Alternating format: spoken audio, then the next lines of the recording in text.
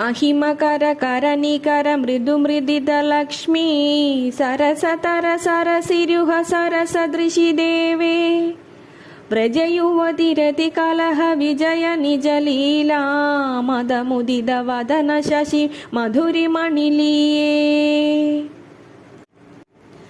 करकमलदलदलितललिततरवंशी कळनिनदगळद मृदघन सरसि देवे सहजरस भरभरिद रहसिद वीजी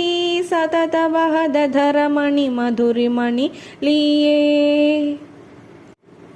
कुसुम sir sir समर कुपिद मद गोपी कुच कलश गुसृण रसल सदुरसि देवे मदलुलिद मृदु हसिद मुषिद शशि शोभा मुहुरधिक मुख कमल मधुरिमणि लीये आनम्रामसिद भ्रुवोरुपचितामक्षीणपक्ष्माङ्कुरेक्षालोलामनुरागिणोर्नयनयोरार्द्रामृदौ जल्पिते आदाम्राममृदाधरे मदगलामम्लानवंशीरवेक्ष्वाशास्ते मम लोचनं व्रजशिशोर्मूर्तिं जगन्मोहिनीम् तत्कैशोरं तच्च वक्त्रारविन्दं तत्कारुण्यं तेजलीलाकटाक्षाः तत्सौन्दर्यं सा च मन्दस्मितश्री सत्यं सत्यं दुर्लभं दैवतेषु विश्वोपप्लवशमनैकबद्धदीक्षं विश्वासस्तभगितचेतसां जनानां पश्यामः प्रतिनवकान्तिकन्दलार्द्रं पश्यामः पदि पदि शैशवं मुरारेः मौलिश्चन्द्रगभूषणामरदगस्तम्भाभिरामं वपुर्वक्त्रं चित्रविमुग्धहासमधुरं बाले विलोले दृशौ वाजशैशवशीतला मदगजश्लाघ्या विलासस्थितिर्मन्दं मन्दमयेक एष मधुरा वीधीमितो गाहते